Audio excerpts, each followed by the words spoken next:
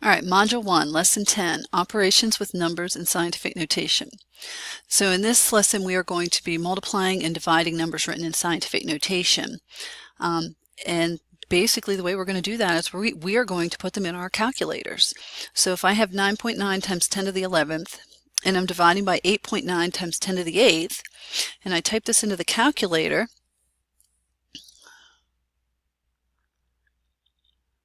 it tells me 1.1 times 1.11. However, I need to be careful. Let me slide this on up, because the first time I typed this in, I didn't type any parentheses around anything. Second time I typed this in, I put parentheses around the top and around the bottom, and I got a different answer. So, which way is the correct way? Well, we want everything in the top divided by everything in the bottom. Therefore, we want to make sure we put a parenthesis around it when we put it in the calculator. So the bottom answer here is the correct answer. So our answer is 1,112 point, I'll say 4 when I round it.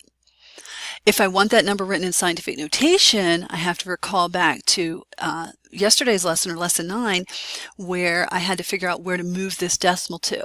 Remember, to put it in scientific notation, I want to have a number between 1 and 10. So I'm going to move it over here between the first two ones. So I have 1.1124. And then I always have times 10. And how many places are in between there? 3. And 1,000 is a pretty large number, so I'm going to have a positive 3 there. The direction I move this makes that a positive 3. So when we put a number in scientific notation into our calculator, you have to put it in parentheses.